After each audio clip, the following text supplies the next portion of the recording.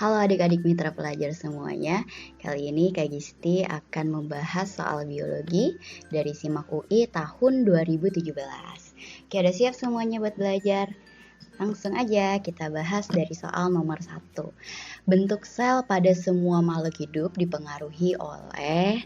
Nah, di sini ada dua nih kata kuncinya. Kita harus tahu komponen atau organel sel yang memiliki peran untuk memengaruhi bentuk sel, dan juga organel atau komponen itu harus ada pada semua makhluk hidup. Nah, berarti kita harus tahu nih fungsi dari komponen atau organel sel yang ada di opsi A sampai E ini ya. Nah, yang pertama ada kapsul. Kapsul ini dimiliki oleh sel bakteri. Biasanya dia terletak di bagian terluar dari sel bakteri yang merupakan lapisan lendir berfungsi untuk melindungi sel dari kekeringan dan juga membantu sel untuk melekatkan diri pada substrat. Itu fungsi dari kapsul ya. Kemudian juga opsi yang B ada dinding sel. Dinding sel ini dia dimiliki oleh bakteri, alga, jamur, dan juga tumbuhan. Nah, dinding sel memiliki fungsi untuk memberikan bentuk dan juga melindungi sel. Lanjut opsi yang C ada membran sel. Membran sel ini dia dimiliki oleh semua sel, baik sel prokariotik maupun sel eukariotik ya. Membran sel berperan sebagai bungkus dari sel yang memiliki fungsi untuk mengatur transport zat yang keluar dan juga masuk ke dalam sel. Opsi yang D ada sitoskeleton yang dimiliki oleh semua sel juga, berfungsi untuk menyokong dan juga mempertahankan bentuk dari sel. Jadi misalnya sel kalau mengalami tarikan atau tekanan, dia akan bisa kembali lagi ke bentuk semula, itu karena peran dari si sitoskeleton ini. Selain itu, sitoskeleton juga menyusun silia dan flagella, yang kita tahu kedua struktur ini berperan dalam pergerakan sel. Dan sitoskeleton yang berjenis mikrotubulus itu menyusun benang spindle yang berperan untuk pembelahan sel. Opsi yang terakhir yaitu sitoplasma. Kita tahu kalau sitoplasma ini merupakan cairan sel yang dimiliki oleh semua jenis sel, baik sel tumbuhan, hewan, prokariotik, eukariotik, dan berfungsi untuk melarutkan zat yang terkandung di dalamnya. Selain itu, sitoplasma juga merupakan tempat reaksi kimia seperti reaksi metabolisme, salah satunya adalah glikolisis. Ya, selain itu sitoplasma juga sebagai perantara transport zat yang masuk dan keluar sel. Juga di sitoplasma itu tempat organel sel, misalnya mitokondria, lisosom, ribosom itu berada atau terletak ya. Jadi untuk soal nomor 1 ini jawaban yang paling tepat adalah yang D, sitoskeleton. Kita lanjut ke soal nomor 2. Soal nomor 2 ini tentang film tentang kingdom fungi ya. Oke. Nah, soalnya adanya zigospora dan sporangium pada satu koloni kapang menunjukkan sifat. Oke, ini kakak kasih atau tampilin gambar dari Rhizopus ya. Rhizopus merupakan salah satu anggota kingdom fungi kelompok Zygomicota yang memiliki ciri khas menghasilkan spora seksual yang bernama zygospora dan spora aseksual yang bernama sporangium atau sporangiospora. Nah, Rhizopus sp ini karena dia menghasilkan kedua jenis spora baik seksual maupun aseksual, dia memiliki istilah apa atau sifat apa. Nah, kita harus tahu nih berarti sifat-sifat yang tertera di opsi A sampai E ini apa. Yang pertama ada dimorfisme. Di itu artinya dua. Morfisme itu dari kata morfologi. Berarti dimorfisme ini adalah adanya perbedaan dua bentuk morfologi. Nah, dimorfisme yang paling terkenal atau yang paling umum itu adalah dimorfisme seksual, yang berarti adanya perbedaan morfologi antara individu yang berbeda jenis kelamin dalam satu spesies. Jadi walaupun dia satu spesies tapi karena berbeda jenis kelamin, penampakan morfologinya agak berbeda. Itu yang dimaksud dengan dimorfisme seksual. Kemudian yang kedua ada Biseriata. Biseriata ini adalah susunan spora kalau di jamur atau daun kalau di tumbuhan yang disusun dalam 2 baris ya. Kemudian yang ketiga ada holomorfisme. Holomorfisme ini merupakan kemampuan jamur untuk menghasilkan spora secara seksual maupun aseksual atau melakukan reproduksi secara seksual maupun aseksual ya. Kemudian yang D ada telemorfisme yang merupakan kemampuan jamur untuk dapat bereproduksi secara seksual. Berarti dia menghasilkan spora seksual ya. Dan yang terakhir anamorfisme yaitu kemampuan jamur untuk melakukan reproduksi secara aseksual atau menghasilkan spora aseksual. Nah, kalau si kapang karena dia bisa menghasilkan zigospora dan juga sporanium, maka sifat ini disebut holomorfisme. Lanjut ke soal nomor 3.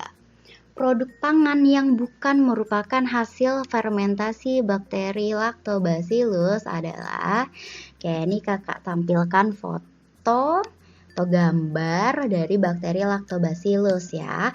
Sesuai namanya Lactobacillus, berarti dia memiliki bentuk basil atau batang.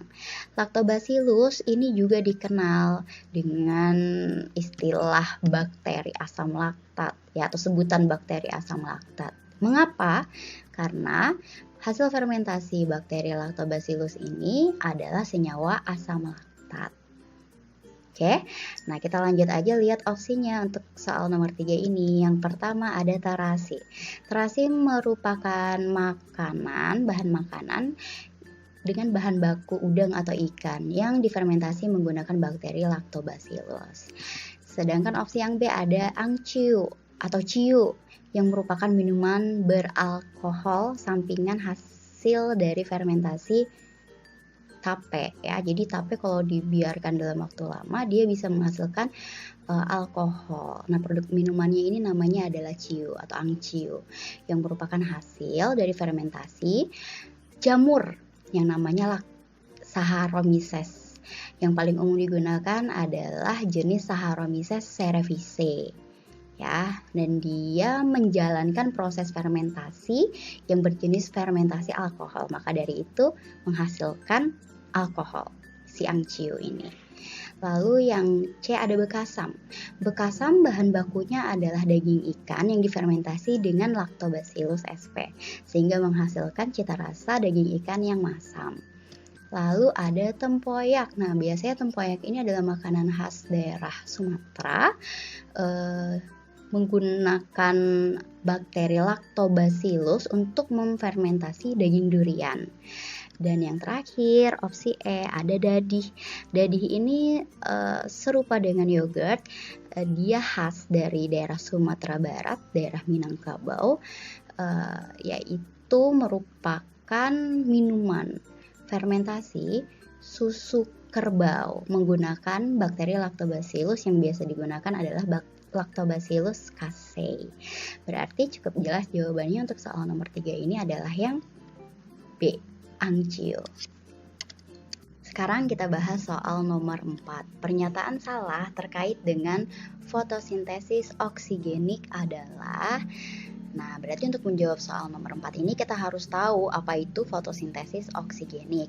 Nah, fotosintesis oksigenik itu sebenarnya adalah proses fotosintesis yang kita ketahui gitu. Jadi proses perubahan energi cahaya menjadi energi kimia, dalam hal ini yang dihasilkan adalah gula yang menghasilkan oksigen. Berarti lawan dari fotosintesis oksigenik ini adalah fotosintesis anoksigenik, yaitu yang tidak menghasilkan oksigen. Nah, proses fotosintesis oksigenik ini kalau kita tulis reaksinya seperti ini. 6CO2 plus 6H2O dengan adanya bantuan cahaya dan juga klorofil, maka akan menghasilkan C6H12O6 yaitu gula dan juga oksigen yang akan dilepaskan ke atmosfer. Nah, Proses fotosintesis oksigenik ini terjadi pada beberapa organisme, utamanya organisme fotosintetik. Di antaranya ada tumbuhan, semua tumbuhan mulai dari tumbuhan tingkat rendah seperti lumut sampai tumbuhan tingkat tinggi. Lalu alga, cyanobacteria atau ganggang hijau biru. Intinya organisme yang memiliki klorofil yang mampu mengubah energi cahaya menjadi kimia, itu biasanya dia menghasilkan oksigen dalam proses fotosintesisnya. Nah, kita sekarang lihat nih opsinya masing-masing. Yang pertama hanya terjadi pada organisme tumbuhan. Nah, apakah pernyataan ini benar hanya terjadi pada tumbuhan? Salah ya, karena proses fotosintesis oksigenik ini juga terjadi pada alga dan juga cyanobacter. Lalu yang B, dapat dilakukan oleh bakteri berpigmen atau rhodobacter. Nah, rhodobacter ini adalah bakteri ungu yang memiliki kemampuan fotosintesis.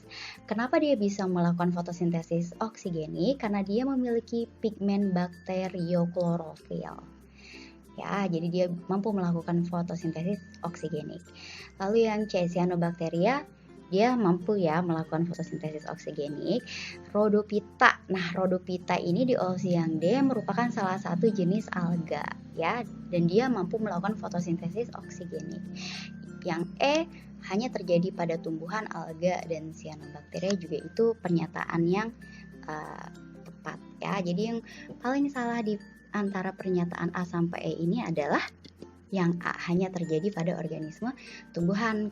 Kenapa salah? Karena fotosintesis oksigenik ini juga terjadi pada alga dan cyanobacteria. Selanjutnya kita bahas soal nomor 5. Pernyataan terkait dengan siklus hidup cacing penyebab filariasis adalah, nah penyakit filariasis ini kita kenal sebagai penyakit kaki gajah ya.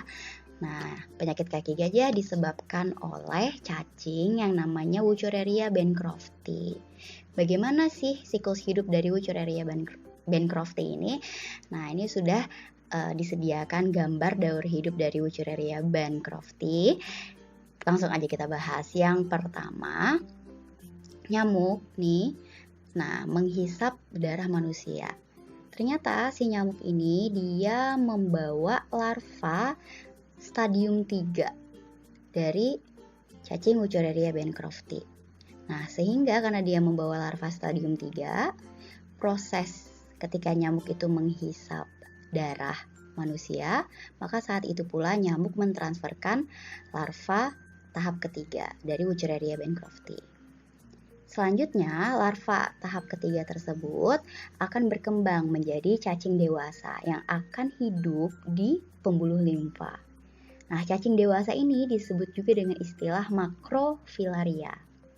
Selanjutnya, cacing dewasa akan bereproduksi, menghasilkan mikrofilaria yang masih diliputi oleh selubung. Nah, mikrofilaria yang masih diliputi oleh selubung itu tadi akan bermigrasi ke darah. Oke, selanjutnya ada nyamuk lain lagi nih, dia ingin menghisap darah manusia. Ternyata darah manusia yang dia hisap ini mengandung atau memiliki mikrofilaria, sehingga nyamuk tersebut akan memasukkan atau mengingesti mikrofilaria yang akan masuk ke sistem pencernaan dari si nyamuk tersebut. Nah, mikrofilaria di dalam saluran cernanya si nyamuk ini akan melepaskan selubungnya tersebut dan menembus dinding usus dari si nyamuk menuju ke otot toraks. Di otot toraks, mikrofilaria akan berkembang menjadi larva tahap pertama, larva tahap kedua, hingga larva tahap ketiga. Selanjutnya, larva tahap ketiga ini akan bermigrasi ke daerah kepala dan juga proboscis dari nyamuk.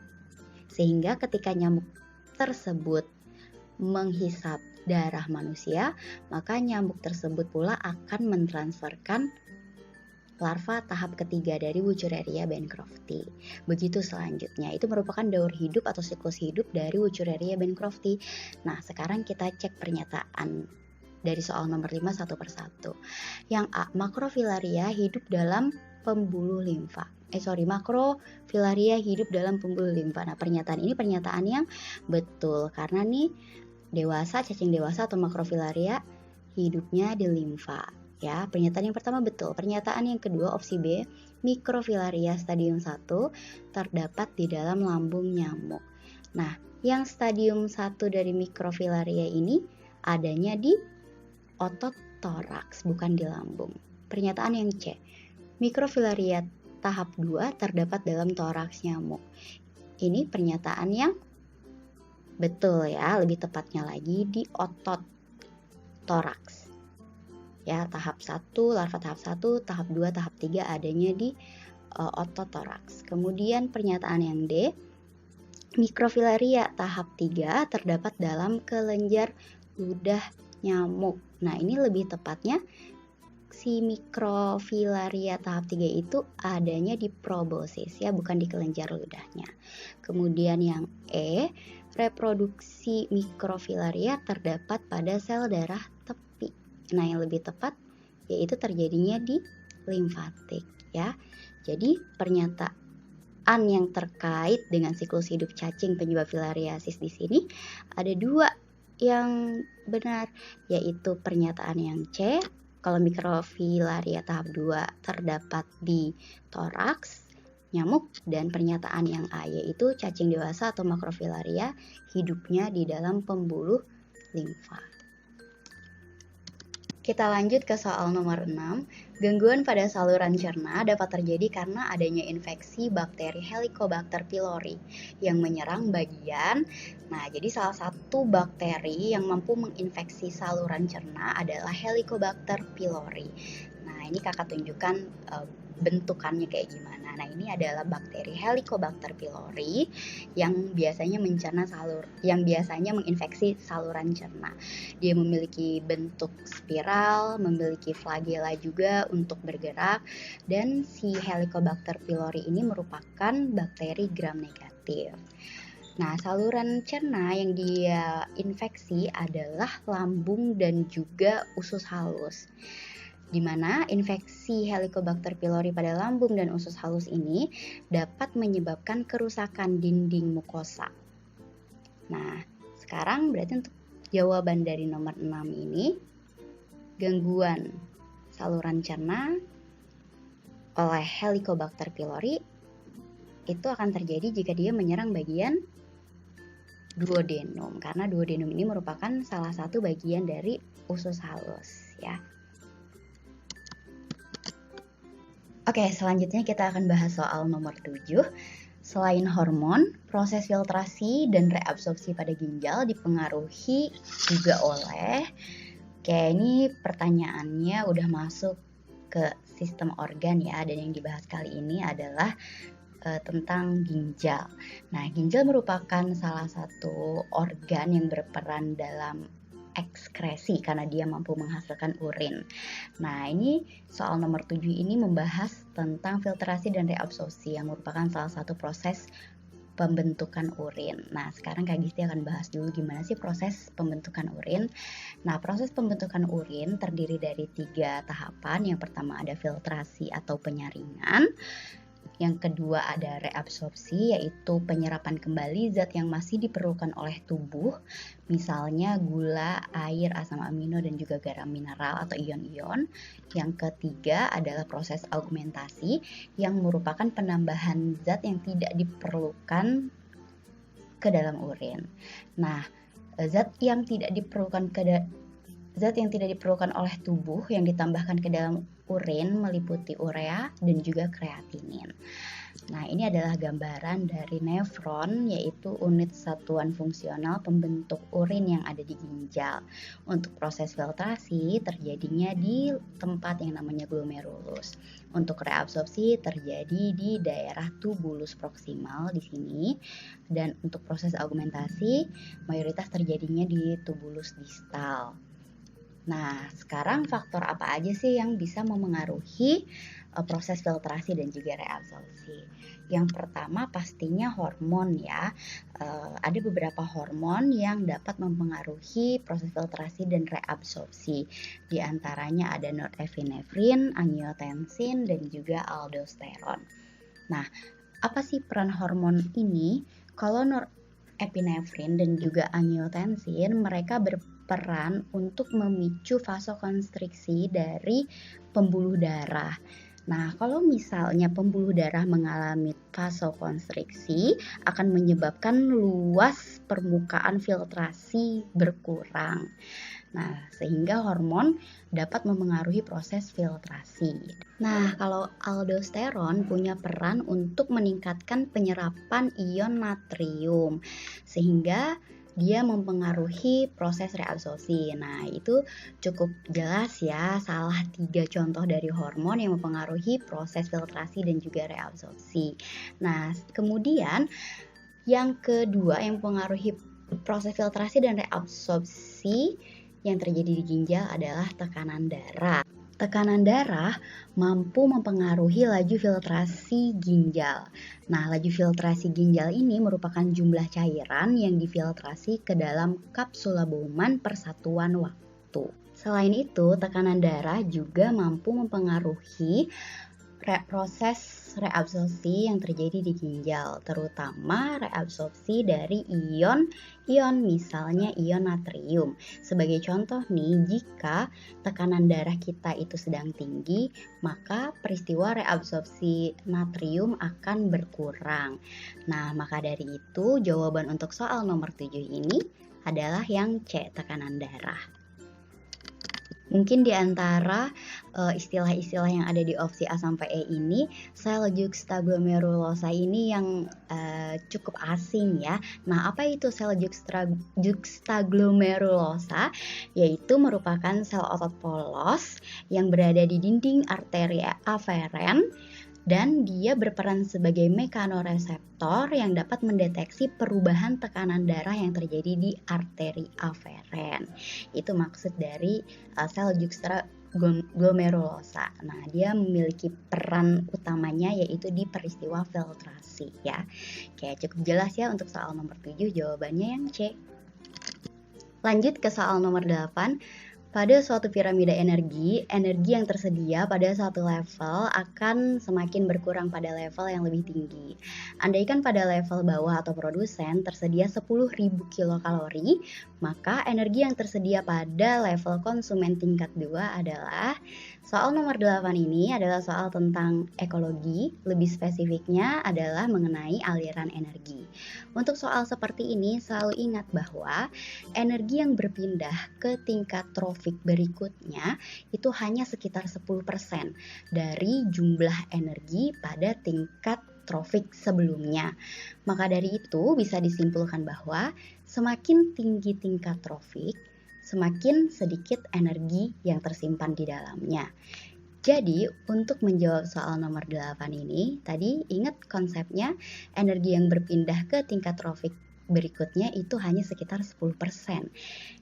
Kalau misalnya di tingkat trofik pertama atau produsen ada 10.000 kilokalori, maka yang akan berpindah ke konsumen tingkat 1 atau tingkat trofik yang kedua hanya 10%-nya saja, yaitu 1.000 kilokalori. Jika konsumen tingkat 1 ini dimakan oleh konsumen tingkat 2, maka energi yang berpindah dan tersimpan di konsumen tingkat 2 ini hanya ada 10% dari 1.000, yaitu 100 kilokalori. Jika kita teruskan lagi, konsumen 2 dimakan oleh konsumen 3, maka energi yang tersimpan atau dimiliki oleh konsumen 3 hanya 10%-nya saja dari konsumen kedua, yaitu hanya 10 kilokalori saja.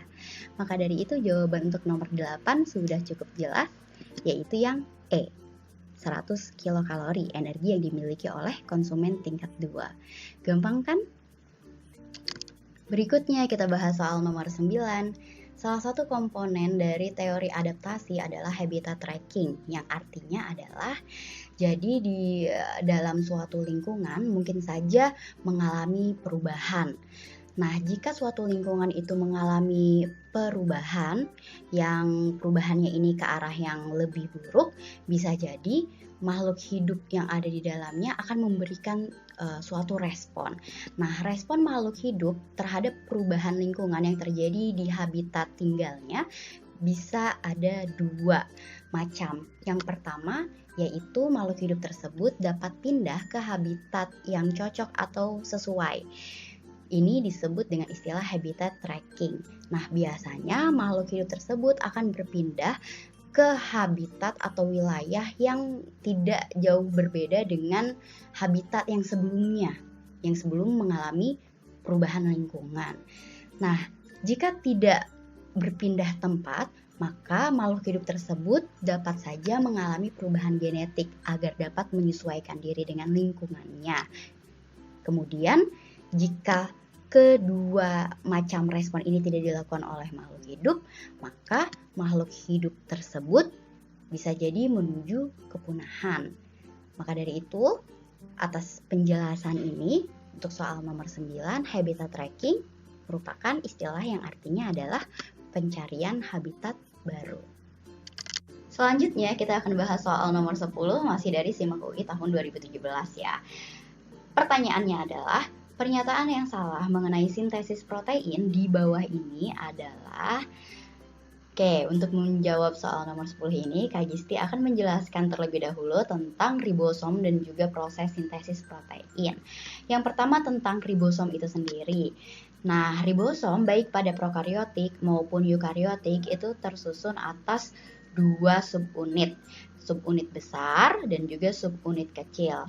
Kalau pada prokariotik, subunit besar dari ribosomnya itu tersusun atas ribosomal RNA atau rRNA yang berjenis 23S rRNA. Sedangkan untuk subunit kecilnya itu tersusun atas 16S rRNA. Sedangkan pada eukariotik, subunit besar dari ribosomnya itu tersusun atas 28S rRNA, sedangkan subunit kecilnya itu tersusun atas 18S rRNA. Nah, dari penjelasan di sini berarti kita tahu kalau salah satu penyusun dari ribosom adalah RNA.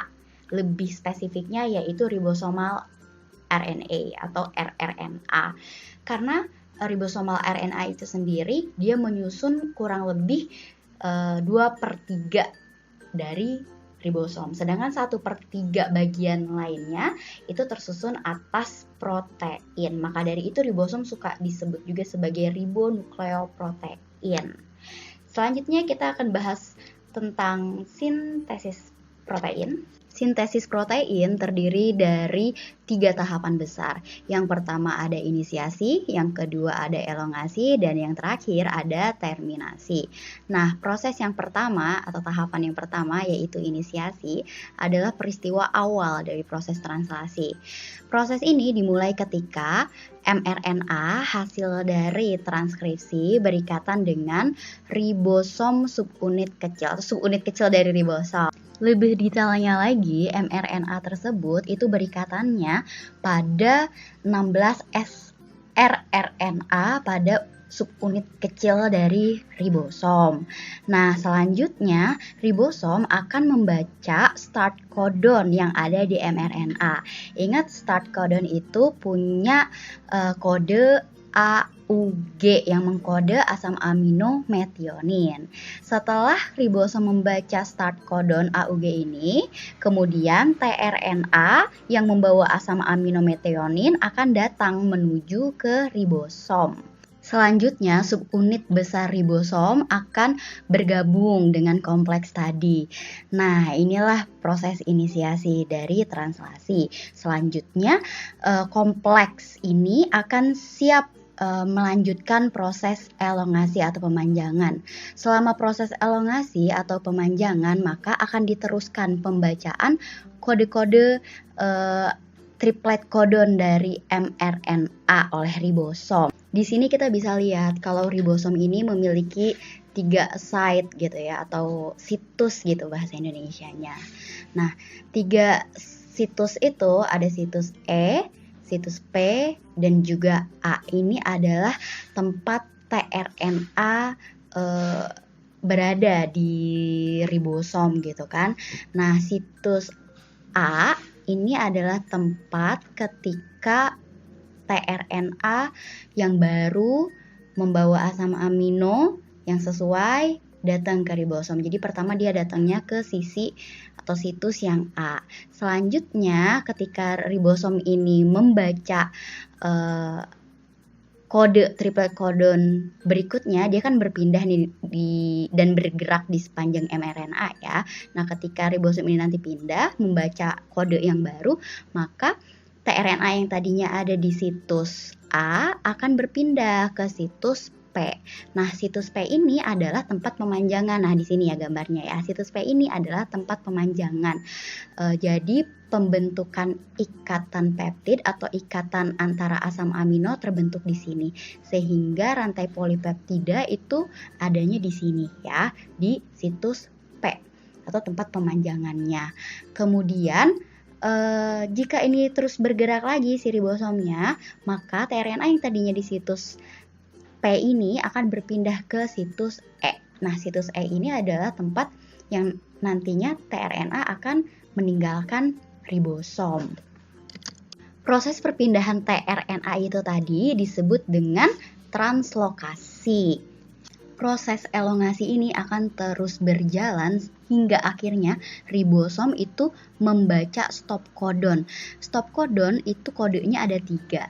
Ada UAG seperti yang digambar, ada UAG, ada UAA, sama UGA.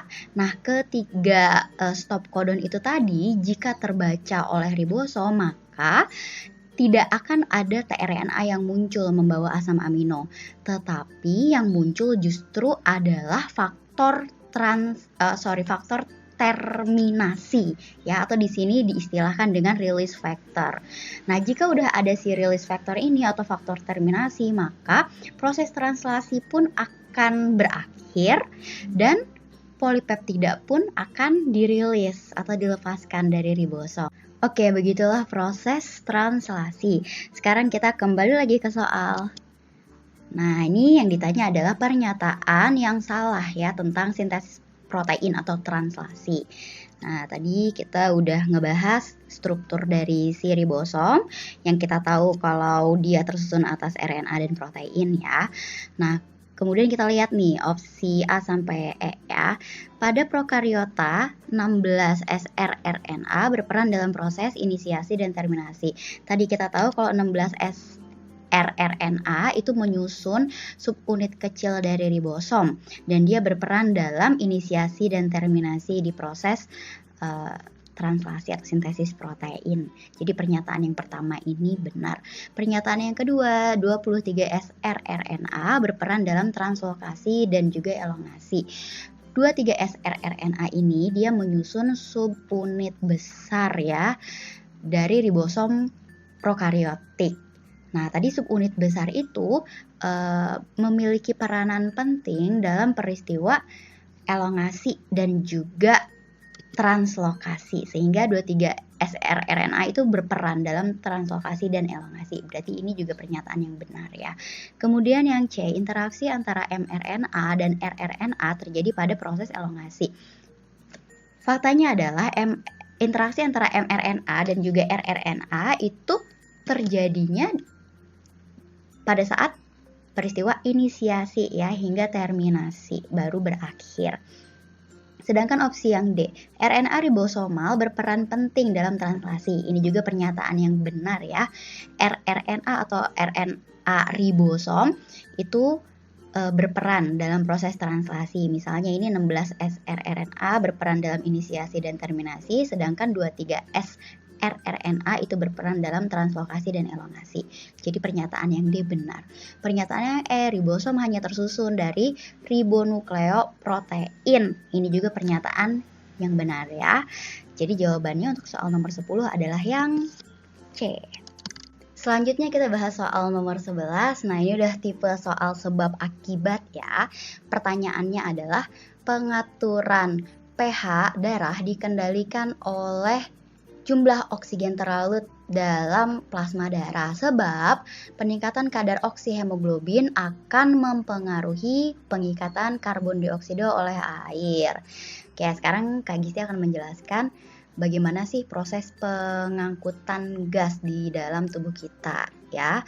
Karena berkaitan erat sekali nih dengan soal nomor 11. Di sini yang akan Kak Gisti katakan adalah pH darah itu ditentukannya oleh kadar karbon dioksida terlarut dalam plasma, bukan kadar oksigen terlarut. Nah, kok bisa sih? Penjelasannya begini, ada di gambar. Nah, kita tahu kalau gas karbon dioksida itu merupakan hasil sampingan dari metabolisme sel tubuh kita. Maka dari itu CO2 harus dikeluarkan melalui proses respirasi. Sekarang kita lihat nih yang tanda yang udah Kak Gisti beri di sini kotak merah. Nah, jadi CO2 hasil dari metabolisme tersebut kan akan dikeluarkan dari tubuh melalui proses respirasi. Sebelumnya CO2 ini harus ditransport ya oleh darah. Lebih spesifiknya lagi, sebagian besar CO2 ini dia akan diangkutnya oleh plasma darah.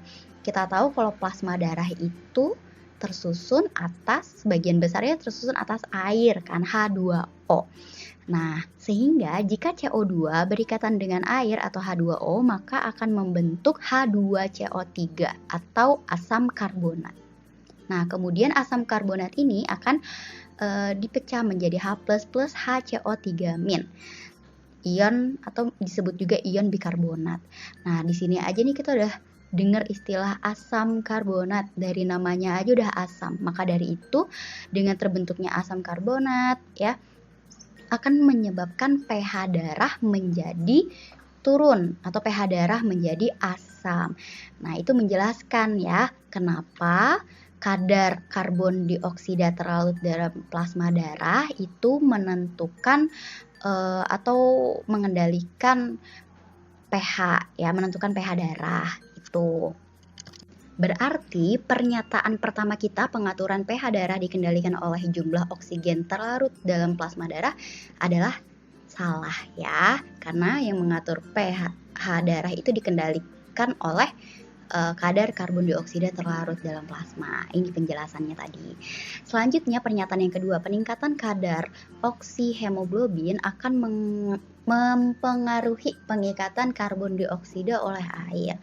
Oksihemoglobin ini adalah bentuk ikatan antara oksigen dan juga hemoglobin yang ada di sel darah merah atau eritrosit. Ingat, oksigen itu diangkut oleh hemoglobin yang ada di sel darah merah. Bentuk pengangkutannya atau ikatannya antara oksigen dan hemoglobin adalah oksihemoglobin. Ikatan antara oksigen dan juga hemoglobin ini dapat melemah jika pH darah menjadi asam. pH darah menjadi asam itu karena peningkatan kadar karbon dioksida seperti yang sudah Kakak jelaskan barusan ya. Nah, kemudian tadi kan juga Kakak menjelaskan kalau karbon dioksida ini sebagian besar diangkut oleh plasma darah. Nah, sebagian kecilnya karbon dioksida ini dapat diangkut juga oleh hemoglobin. Nah, jika pH darah ini menjadi asam karena peningkatan kadar karbon dioksida, itu kan menjadi hal yang kurang baik ya. Maka dari itu hemoglobin ini akan membantu pengangkutan CO2 agar CO2 ini bisa segera dikeluarkan dari tubuh dan pH darah bisa berangsur kembali menjadi normal ya. Oleh karenanya tadi penurunan pH darah itu kan bisa menyebabkan ikatan antara oksigen dan hemoglobin melemah. Maka penurunan pH darah bisa menyebabkan peningkatan pelepasan oksigen ke jaringan, sehingga hemoglobin bisa segera mengikat karbon dioksida agar pH darah tadi bisa berangsur menjadi normal ya. Maka dari itu pernyataan yang kedua, peningkatan kadar oksihemoglobin akan mempengaruhi pengikatan karbon dioksida oleh air merupakan pernyataan yang kurang tepat. Mengapa? Karena yang lebih tepat adalah pengikatan karbon dioksida oleh air atau pembentukan si asam karbonat ini justru yang akan mempengaruhi kadar oksihemoglobin atau mempengaruhi ikatan oksihemoglobin ini ya. Sehingga untuk nomor 11 jawabannya adalah E karena kedua pernyataan salah. Lanjut ke soal nomor 12. Untuk memacu proses pembelahan sel dalam teknik pembuatan antibodi monoklonal digunakan sel leukosit. Sebab antibodi monoklonal memiliki sensitivitas yang lebih tinggi dalam mendeteksi sel kanker dibandingkan dengan antibodi poliklonal.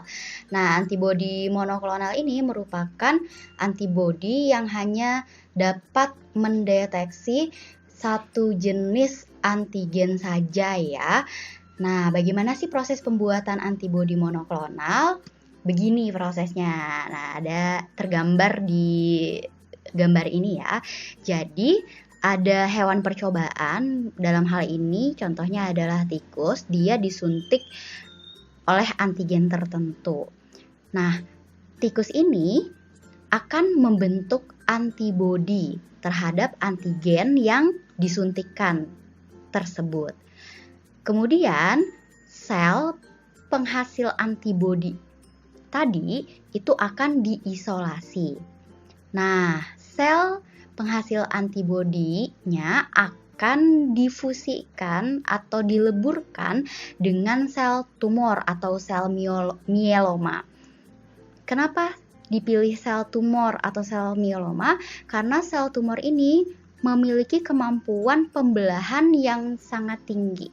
Sel tumor mampu membelah secara cepat dalam waktu yang juga singkat gitu. Sehingga hasil fusinya ini akan menghasilkan sel yang mampu menghasilkan antibodi tadi dan sel tersebut akan diproduksi dalam waktu yang cepat karena sel itu tadi memiliki kemampuan membelah yang cepat dari sel tumor kemampuannya itu tadi. Oke, ini adalah proses pembentukan antibodi monoklonal. Jadi, yang memacu proses pembelahan sel dalam teknik antibodi monoklonal itu adalah sel tumor atau mieloma, bukan leukosit. Leukosit ini adalah sel darah putih ya, dan salah satu jenis leukosit itu adalah limfosit B yang akan menghasilkan antibodi. Oke, jadi ini adalah dua sel yang umum digunakan dalam teknik antibodi monoklonal. Oke, jadi pernyataan yang pertama itu salah.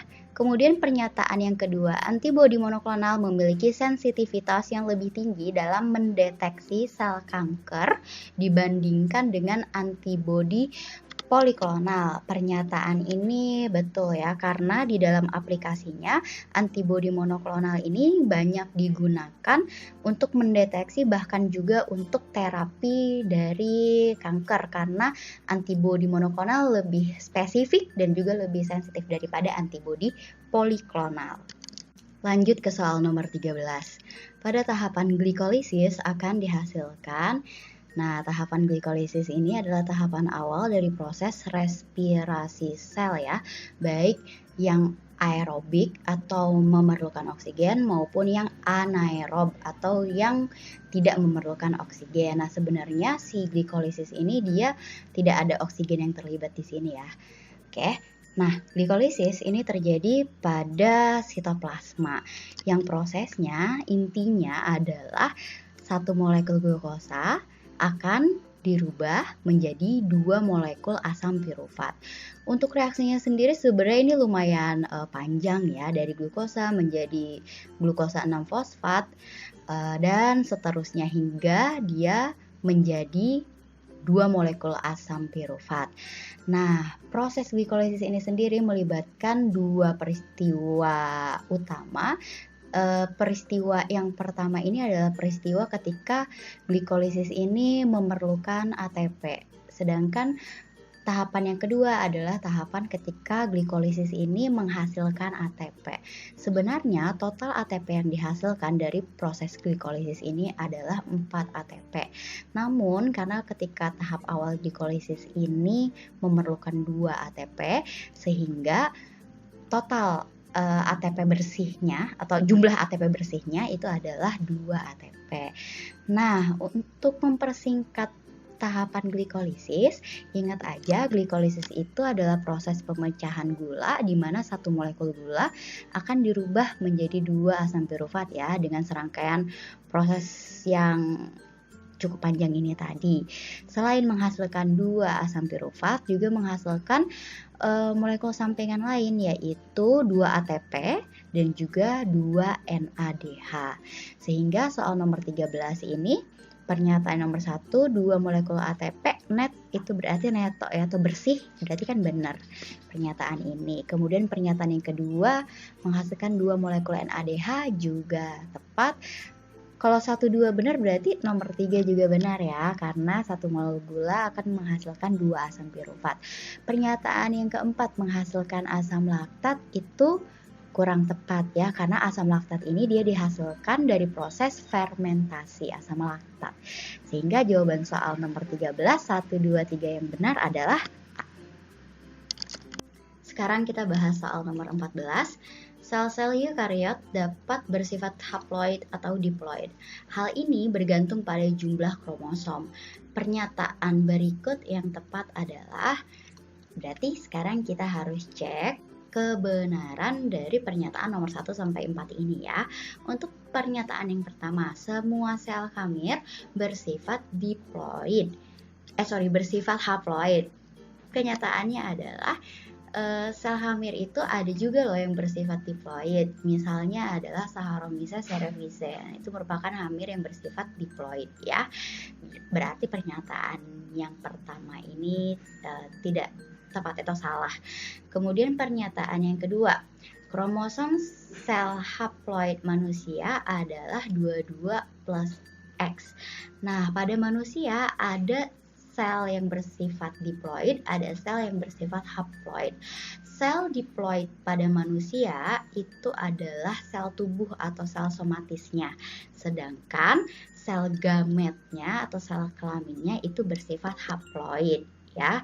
Nah, yang merupakan sel gamet atau sel kelamin pada manusia itu ada sperma dan juga ovum.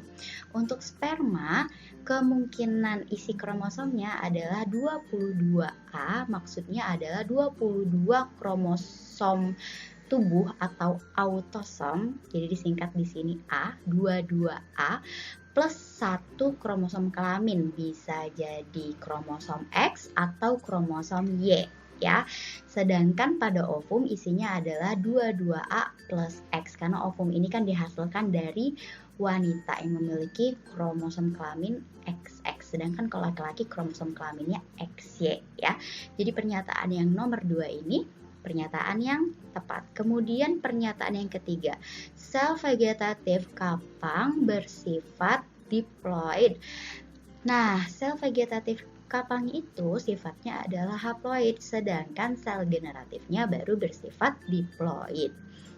Berarti pernyataan yang ketiga tidak tepat. Kemudian pernyataan yang keempat, sel uniseluler haploid dapat berperan sebagai gamet. Nah, ini tadi sperma dan ovum ini kan merupakan sel yang bersifat haploid dan dia dapat berperan sebagai gamet ya. Jadi untuk nomor 14 pernyataan yang benar itu adalah pernyataan nomor 2 dan juga nomor 4, sehingga jawabannya adalah C. Soal terakhir dari SIMAK UI 2017. Soal nomor 15, ketepatan dan kecepatan ekspresi suatu gen tidak dikendalikan pada tahap. Kalau di sini pertanyaannya tentang ekspresi gen, maka selalu ingat dogma sentral biologi mengenai ekspresi gen, yaitu dari DNA ke RNA kemudian menjadi protein ya. Dimana proses dari DNA menjadi RNA prosesnya adalah transkripsi. Sedangkan dari RNA menghasilkan protein prosesnya adalah translasi. Maka dari itu pengaturan ketepatan dan kecepatan ekspresi gen itu berkaitan pada dua proses ini, yaitu proses transkripsi yang berlangsung di inti sel dan proses translasi yang berlangsung di ribosom. Sehingga soal nomor 15 yang tidak dikendalikan berkaitan dengan ekspresi gen adalah tahapan replikasi DNA dan juga pemotongan DNA ya. Jadi jawabannya adalah yang 1 dan 3 yaitu B. Dengan demikian pembahasan SIMAK UI Biologi tahun 2017 juga berakhir. Sampai ketemu lagi di pembahasan soal berikutnya. Bye-bye.